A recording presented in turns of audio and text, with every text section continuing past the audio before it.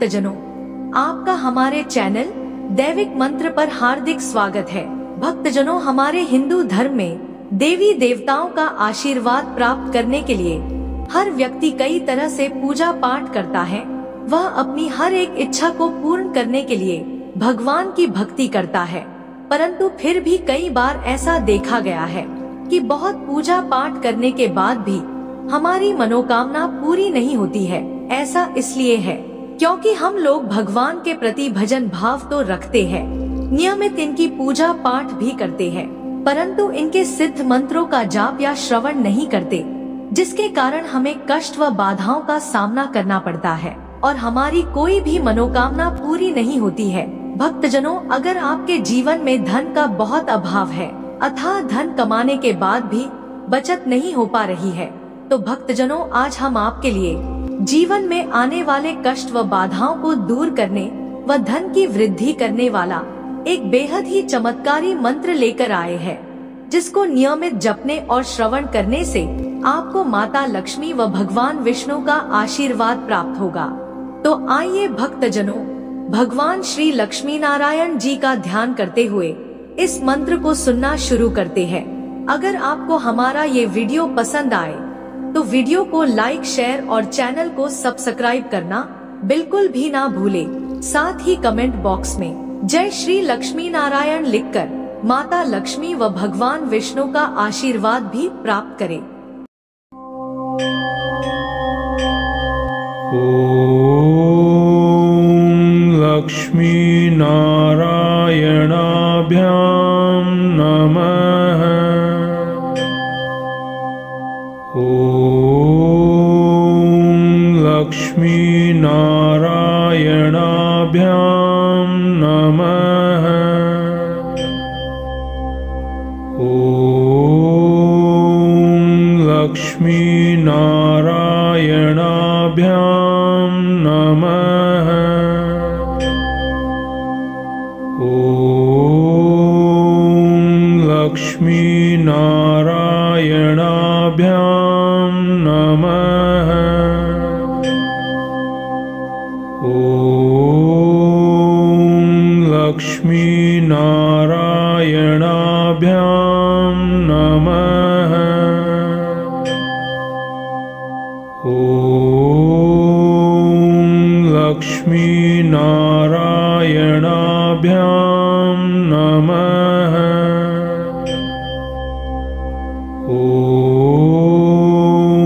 ओम लक्ष्मी नारायणाभ्यां नमः। ओम लक्ष्मी नारायणाभ्यां नमः। ओम लक्ष्मी नारायणाभ्यां नमः। ओम लक्ष्मी नारायणाभ्यां नमः। ओम लक्ष्मी नारायणाभ्यां नमः। ओम